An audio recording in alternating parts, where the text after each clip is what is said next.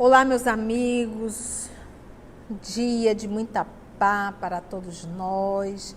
É sempre um motivo de muita alegria nós estarmos reunidos em nome do Cristo Jesus para estudarmos a obra Libertação. Trabalho e estudo que nos traz muita alegria em estarmos todos nós juntos aqui, um grupo menor de encarnados, mas recebemos uma grande assistência espiritual. Vamos então pedir a permissão de Deus nosso Pai, a permissão do nosso Senhor Jesus, o amparo da espiritualidade amiga, porque estamos nós aqui reunidos, Senhor, em Teu nome.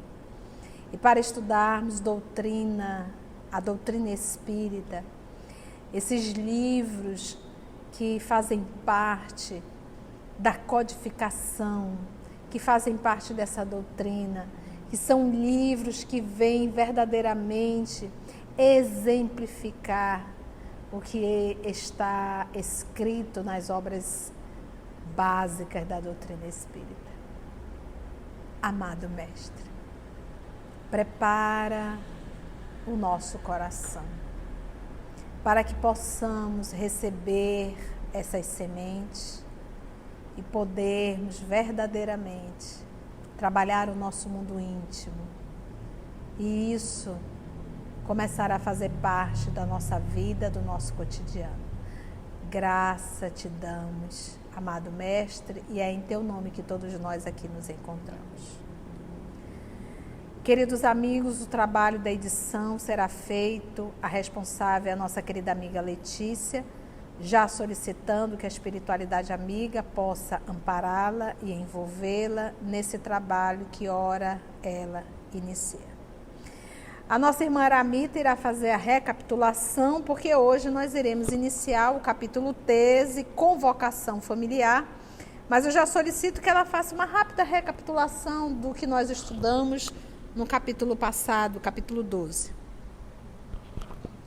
Então, no estudo anterior, nós vimos a finalização da assistência e do socorro a Jorge, onde o Gúbio retirou as duas, a mãe e a esposa desencarnadas que estavam o subjugando, né? E ele estava tido como louco, e orientou a Irene, a Irene, a esposa de Jorge, que o que ocasionou o suicídio dela foi a revolta, que ela não tinha nenhuma desculpa pelo suicídio, e quando a Irene quis reclamar de Deus, o Gúbio disse que ela não tinha o direito de reclamar de Deus, porque Deus sempre estava presente e que ela não se dignou a olhar os que sofriam mais que ela.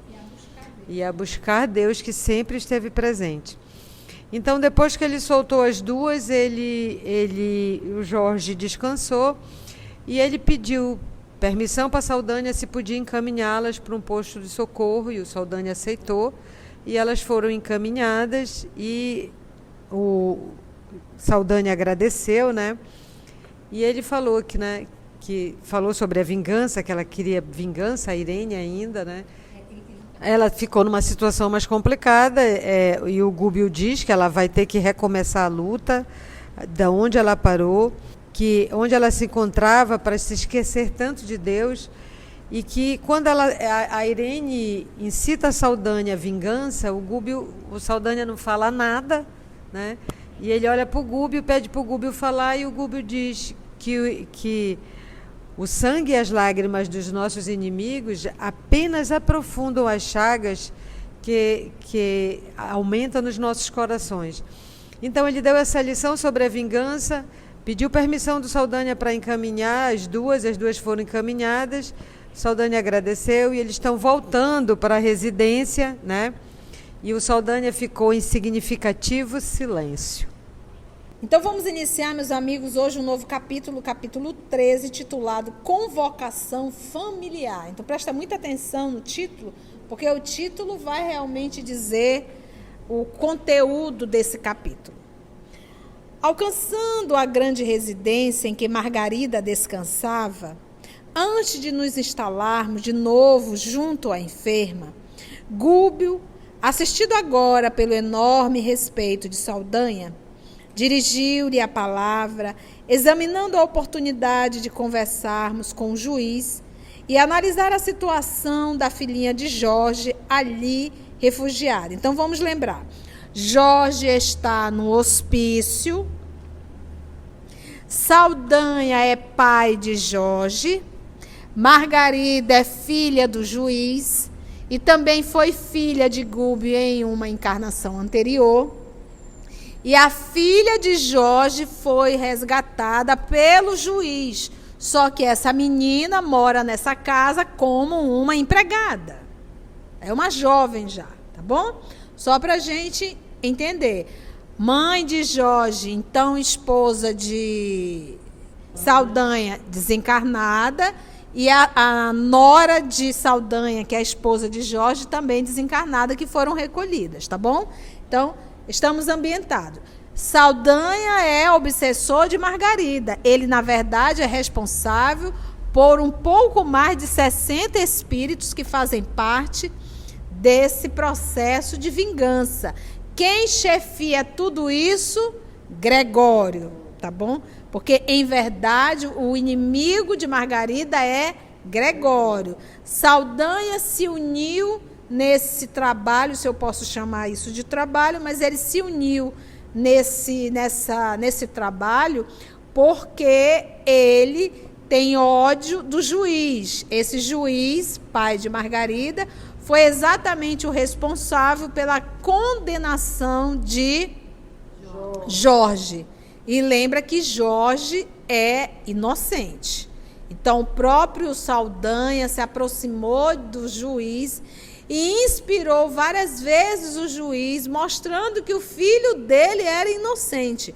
Mas o juiz, com a sua decisão, com o seu autoritarismo, decidiu condenar Jorge, apesar da influência e das evidências. Então, uma vez ambientado, vamos lá.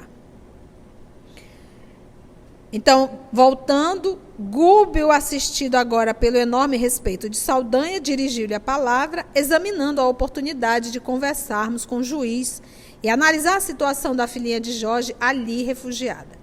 O magistrado residia com os parentes na ala central do vasto edifício de que Gabriel e a esposa, Gabriel é o genro, esposa, filha, que é a Margarida, usavam pequena dependência. Então, ou seja, é um juiz, um salário bom, uma casa enorme, todo mundo fica ali em torno do salário do juiz, né?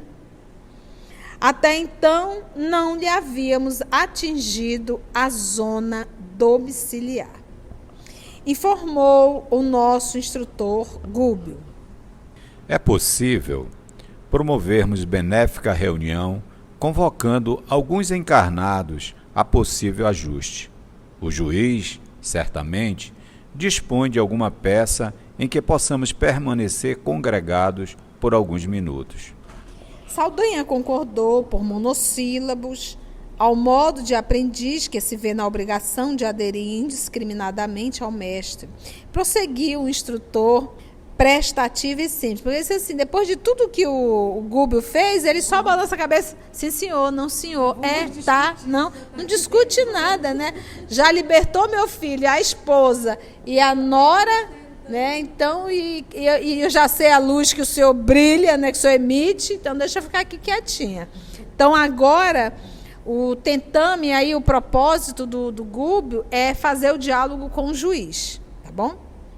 Prosseguiu o instrutor prestativo e simples. A noite é propícia e atravessamos os primeiros minutos da madrugada. Entramos respeitosos, mas confesso que o sono do magistrado não poderia ser tão calmo quanto desejaria.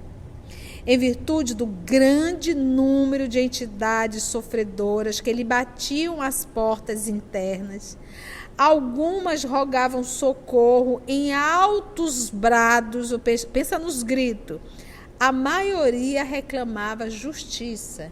Então, imagina a posição de um juiz.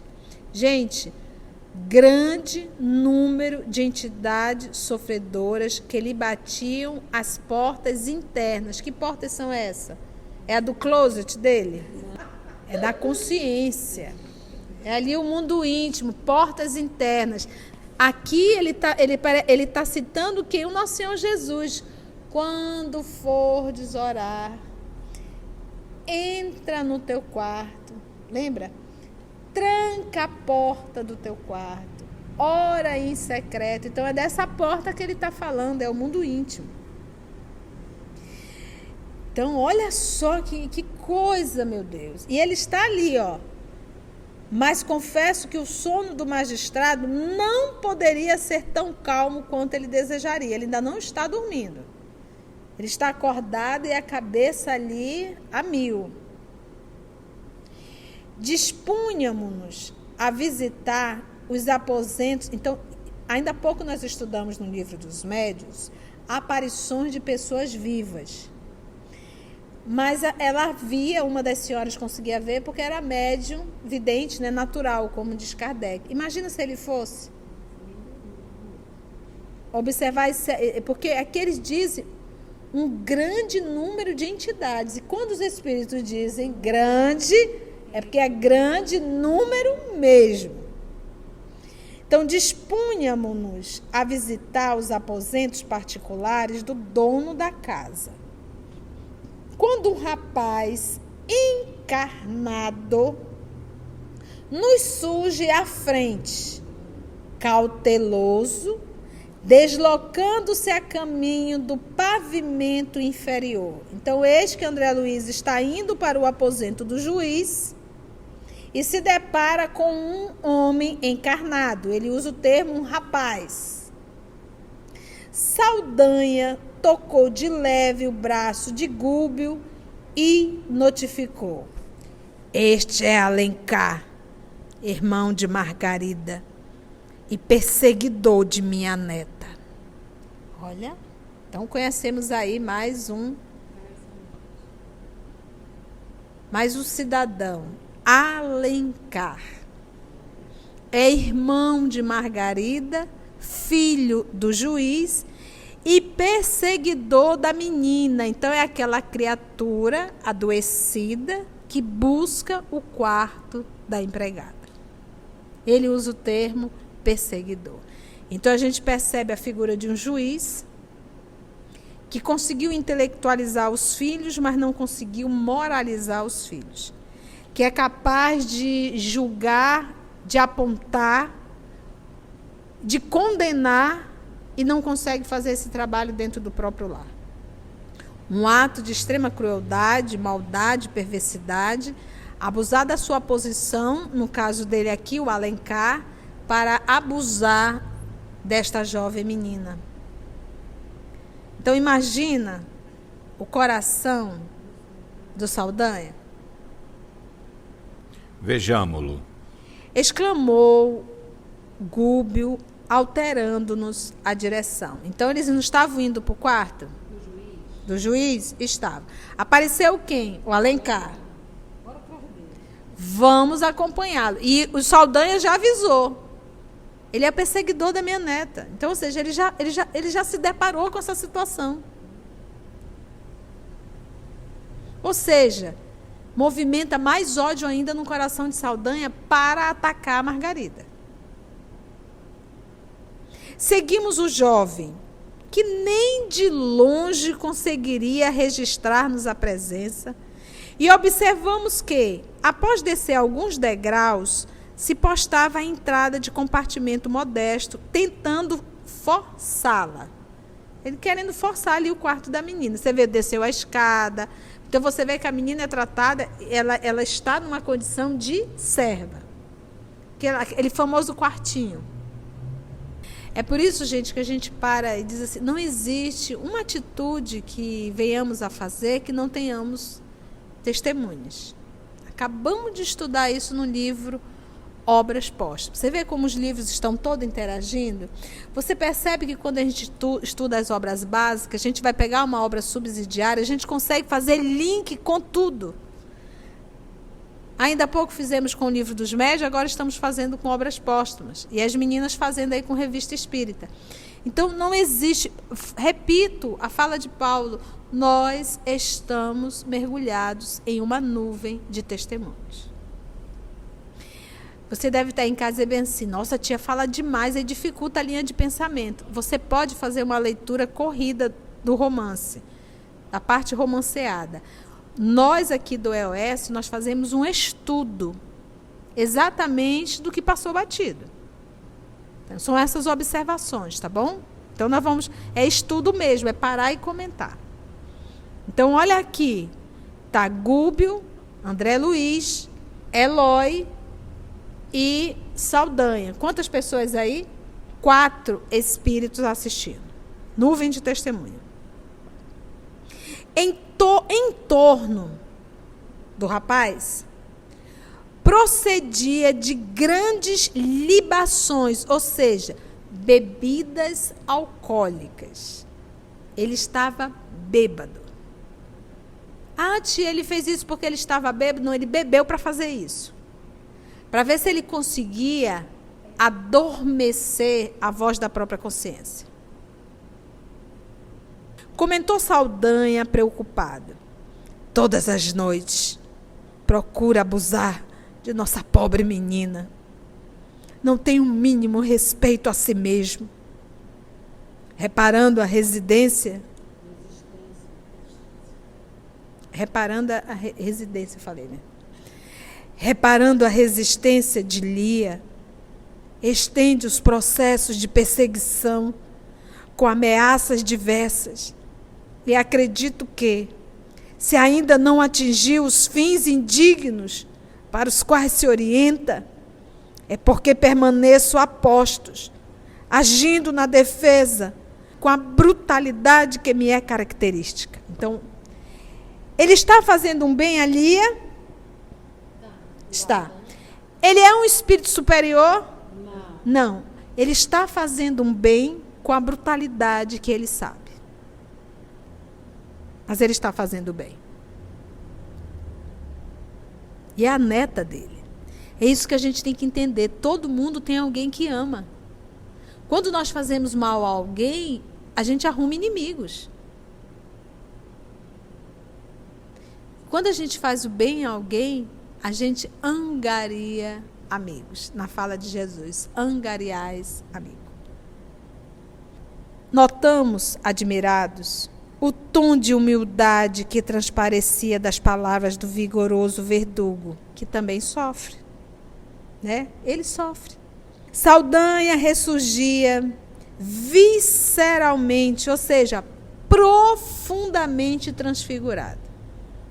A consideração que dispensava a Gúbio dava-nos conhecimento da súbita transformação que nele se operara. Mostrava a compreensão e doçura nos gestos reverentes. Ouvindo nosso orientador, sem qualquer alarde aí, gente, exibicionismo de superioridade, concordou. Então, nenhum exibicionismo, naquela naturalidade da fala. Vamos ver agora a fala do nosso querido Gúbio, sem exibicionismo. Efetivamente, Saldanha, este rapaz se revela possuído de forças degradantes e precisa a colaboração enérgica que o auxilie a buscar a higiene mental.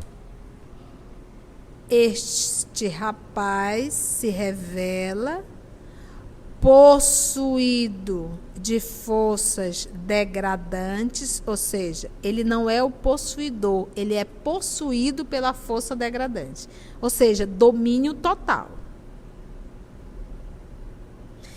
Precisa colaboração enérgica, ou seja, vão ter que pegar pesado com ele, porque ele está possuído,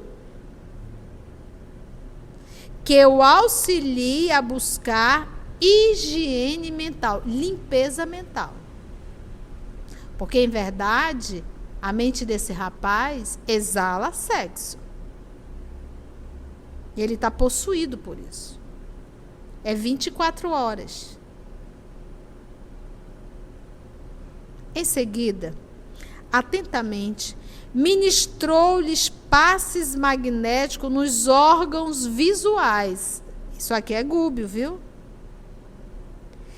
Escoado, ou seja, passado alguns minutos, Alencar retirou-se. Algo cambaleante. Lembra que ele está o quê? Alcoolizado. Para a câmara de dormir, para o quarto. De pálpebras semicerradas. Lembra do passe? Passe magnético nos órgãos visuais, ele estava com o olho mais para cá do que para lá. Estava dormindo mesmo. A ação de quem? Gúbio. De pálpebras semicerradas. Acreditando Saldanha que alguma enfermidade inofensiva, por alguns dias, a partir daquela hora, o ajudaria a meditar nos deveres do homem de bem. Então, Saldanha manja, não manja? Viu lá a aplicação do passe, sonolência, e disse, vai já aparecer uma doençazinha para essa criatura aprender a fazer higiene mental. O ajudaria a meditar. Então, quantas vezes a doença chega para a gente parar no banquinho do sossego? O obsidente, né, que é o obsidiado, o que obsidia, o obsidente que obsidia, de Margarida, demonstrava indisfarçável contentamento. Ficou todo feliz. Poxa, livrou minha neta. Logo após, em companhia de nosso devotado orientador, passamos ao apartamento privado do juiz. Então, agora que nós vamos entrar no quarto do juiz. Primeiro foram acudir a Lia das mãos dos pensamentos adoecidos de Alencar. O magistrado, ou seja, o juiz, se mantinha de corpo repousado sobre o colchão macio, mostrando, contudo, a mente inquieta e flagelada, ou seja, uma mente atormentada. Permitiu Gúbio que eu lhe tocasse a fronte, auscultando-lhe, ou seja, investigando-lhe os pensamentos mais profundos. Permitiu Gúbio. Então, já está mais comedido. Não, e ele sabe que Gúbio é o responsável. Então, ele ali é o superior dele. Então, ele pode. Então, vamos ver como vai o pensamento do juiz. Naquela hora avançada da noite, o encanecido cavaleiro, ou seja, o cavaleiro de cabelos brancos, meditava, abre aspas, vamos ver então o pensamento do juiz. Onde estariam centralizados os supremos interesses da vida? Ele estava ali meditando, lembra que é um homem intelectual. Onde estariam centralizados os supremos interesses da vida?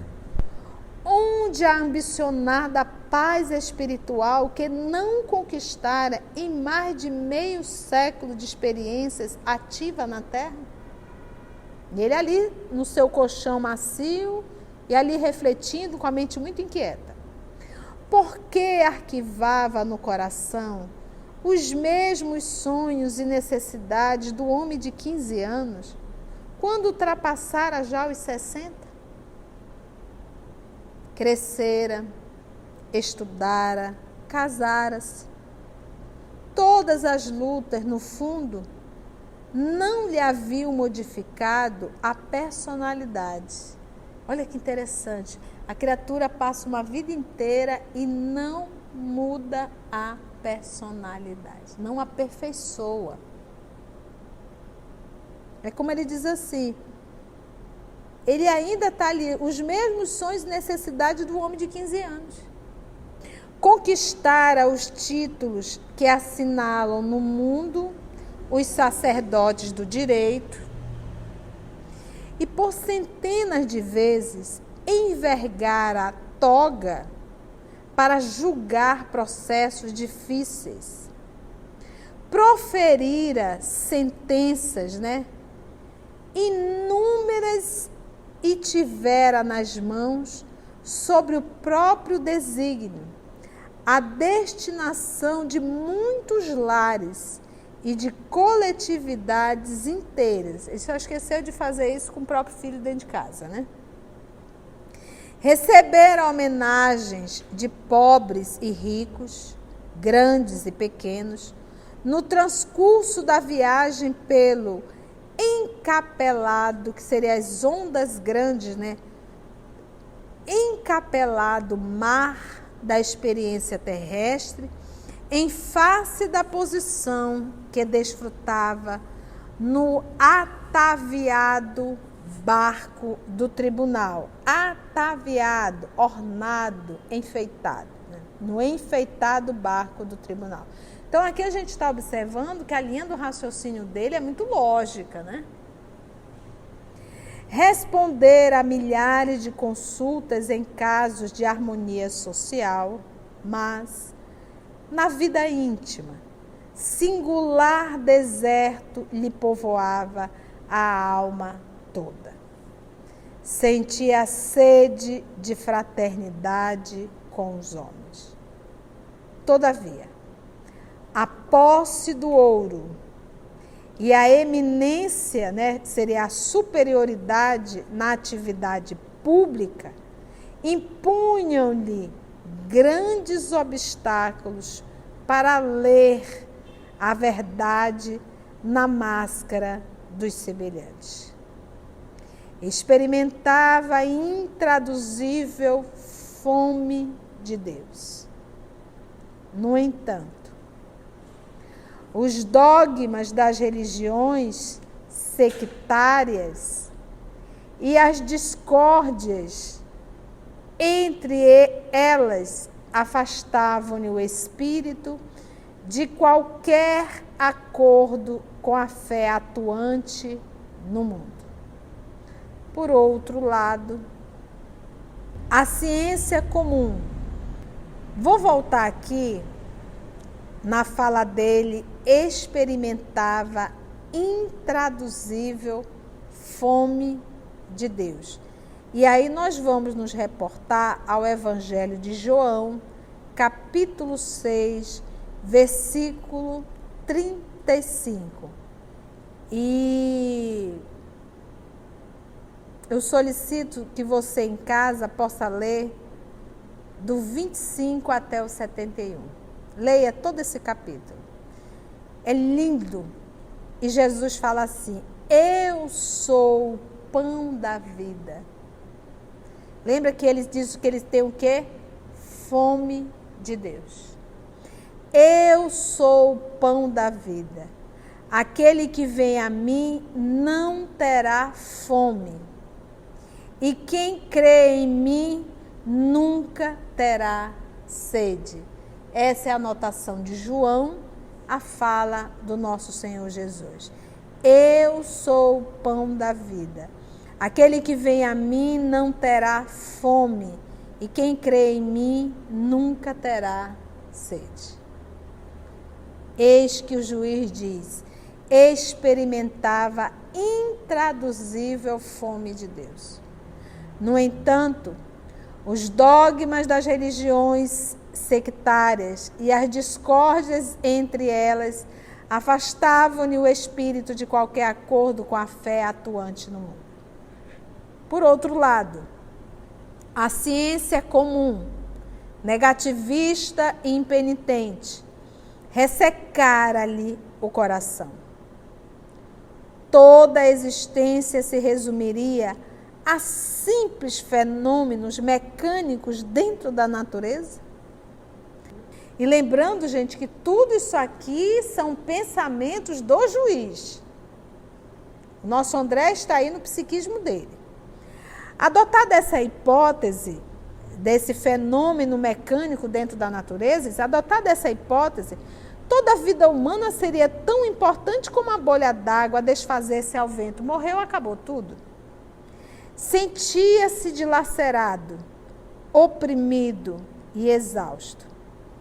Ele que esclarecera a muitos quanto às mais elevadas normas de conduta pessoal, como elucidaria agora a si mesmo?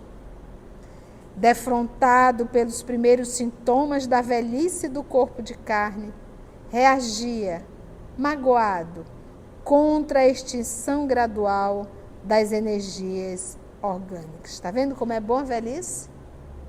Faz com que a criatura pare, baixe a ponta do nariz e venha a se perceber que não é o super-homem e nem a Mulher Maravilha.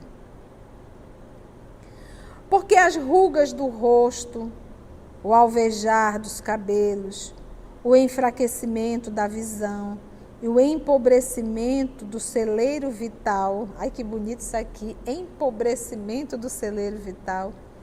Se a mocidade lhe vibrava na mente, ansiosa por renovação, então, a mente tinha 15 anos, né? Ele se sentia, mas o corpo não tinha mais 15 anos. Seria a morte simplesmente a noite, sem alvorada, ou seja, sem a claridade? A morte seria uma escuridão? Que misterioso poder dispunha, assim, da vida humana, conduzindo-o a objetivos inesperados e ocultos? Retirei a destra, diz André Luiz, tirou as mãos, a mão. Percebendo que o respeitável funcionário tinha os olhos úmidos. Funcionário, porque ele não é um funcionário público? Aproximou-se Gúbio e colocou-lhe as mãos sobre a fronte, comunicando-nos que prepará-lo-ia para a conversação próxima, dirigindo-lhe a intuição para as reminiscências do processo em que Jorge fora implicado, embaraçado, envolvido. Tá? Então, ele ali, você vê que as mãos sobre a fronte, as mãos de Gúbio sobre as frontes de alguém, ai, ai, ai, hein? Então, o que ele fez? Ele fez com que ele começasse agora a se reportar ao caso Jorge. Daí a instante, notei que os olhos do juiz exibiam modificada expressão. Disse-ia contemplarem cenas distanciadas com indizível tortura. Mostravam-se angustiados e doridos. O que estava angustiado e doridos? Os olhos. O instrutor recomendou-me tornar a auscultação, ou seja, a investigação psíquica, e voltei a pousar a mão direita sobre o cérebro dele. E é interessante, sabe, gente? Você devia saber, por que é preciso pousar a mão? Você parou para pensar? Será que o André Luiz não faria isso sem pousar a mão?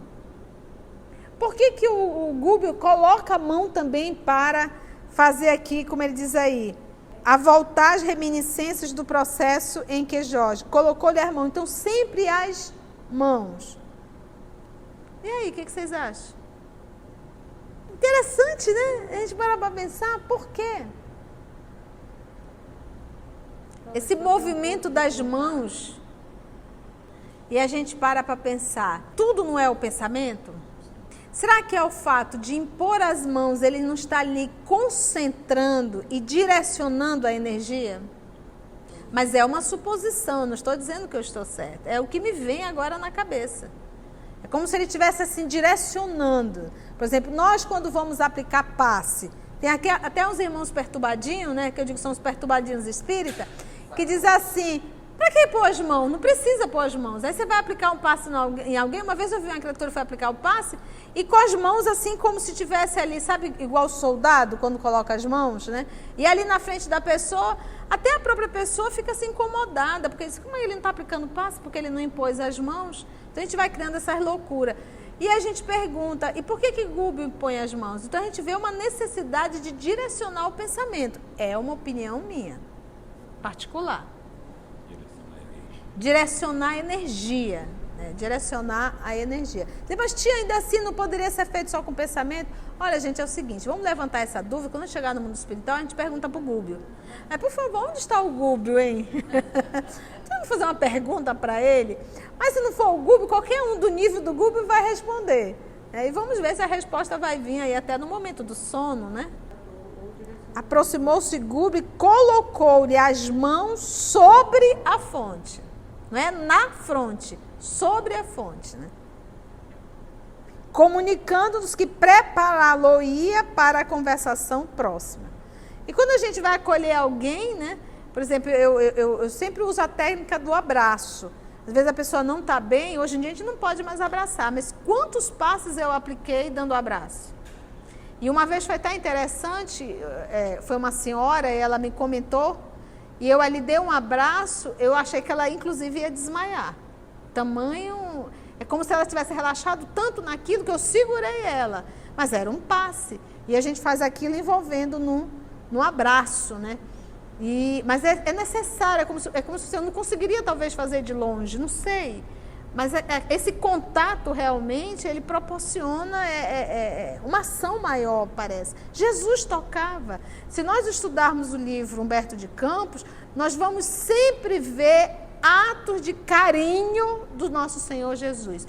Diz o nosso Humberto, ele tocava nos cabelos de João. Quando ele estava conversando com Madalena, atraindo Madalena para perto de si.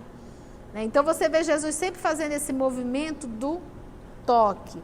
Você observa que quando a pessoa ela tem dificuldades íntimas, quando ela se fechou muito para o mundo, quando ela se endureceu muito, ela não suporta ser abraçada.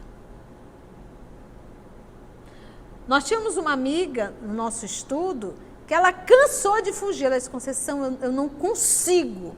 E ela tanto foi que ela conseguiu superar isso. Tivemos várias pessoas que diziam, eu não consigo, me incomoda. Mas a gente percebe o que é. São pessoas que se endureceram, se enrijeceram, se congelaram para a relação, para o amor, para a fraternidade. Então, um toque nessas pessoas incomoda profundamente. Por quê? Porque se afastaram da amorosidade. Então, a gente vê o nosso Senhor Jesus tocando nos cabelos, tocando no ombro, olhando com muita fraternidade. Por exemplo, quando você vai a um médico, a primeira coisa que a gente reclama é que o médico nem olhou para a gente não fala assim? E a gente se sensibiliza muito quando o médico toca. Quantos médicos tocam? Não tocam. Eu me lembro do dermatologista muito querido nosso, que tirou vários sinais da titia, que é o Carlos Tirano, um amigo muito querido. E uma das coisas que mais sensibilizava no Carlos é que ele toca no paciente dele. Mesmo ele fazendo, ele vai lá e a gente percebe que ele toca. E isso tem uma importância muito grande. Agora, para uma pessoa que não gosta de ser tocado, é horrível. Mas o problema não é o toque, o problema é a pessoa que não gosta de ser tocada. Quando a pessoa sofre um abuso sexual, principalmente na infância, isso realmente é um trauma. Então, precisa realmente de um tratamento muito mais sério. Mas, às vezes, não houve nenhum abuso sexual. Foi a pessoa que realmente se distanciou da amorosidade, da fraternidade. Essa pessoa ficou com o coração endurecido. Sobre o toque, tem duas coisas. No período da Segunda Guerra Mundial, as crianças que ficaram em orfanatos na Inglaterra, elas começaram a observar que tinham um número muito grande de mortes. Aí o que foram perceber eram as crianças que não eram tocadas, né? E o Drauzio Varela, que escreveu o livro Carandiru, ele deu eu estava vendo uma reportagem com ele, e ele disse que assim, o interessante que eu achei dessa história do Drauzio, ele foi voluntário no Carandiru para atender. Então ele ia atender e ele ficava trancado. Ele disse que antes dele os médicos atendiam os presos de longe. E ele disse que o preso chegava com uma cara braba para ser atendido por ele, raivoso. Aí ele dizia, tira a roupa, mandava tirar a camisa. Eu disse que o preso já se assustava. E ele disse que quando eu tocava e eu escutava, quando ele virava, ele já estava com outra fisionomia. Então, só o toque e, assim, tratar como ser humano. Então, eu acho que a gente já chegou até um amigo espiritual aqui falando, vocês chegaram na resposta. Né? Essa é a importância do toque. Essa é a necessidade do toque. Né? Essa é a importância do toque. Né? Muito bom, muito bom. Cenas do próximo capítulo. Depois dessa nossa reflexão aí que não poderia passar batido e que a gente percebe realmente uma intuição da espiritualidade, porque eu sempre falo, nós não programamos o que vamos falar. Nós estudamos e entregamos à espiritualidade amiga a condução do nosso estudo. Então, meus amigos, vamos ficar exatamente aqui, nessas reflexões do juiz. Agradecemos infinitamente a Deus, nosso Pai, a espiritualidade amiga, a Jesus, o amor de nossa vida, e até o nosso próximo encontro, se Deus assim nos permitir. Um grande abraço da tia e um grande abraço aqui de toda a equipe. Um abraço, gente. Um abraço. Beijo da cidade de Manaus para todos vocês.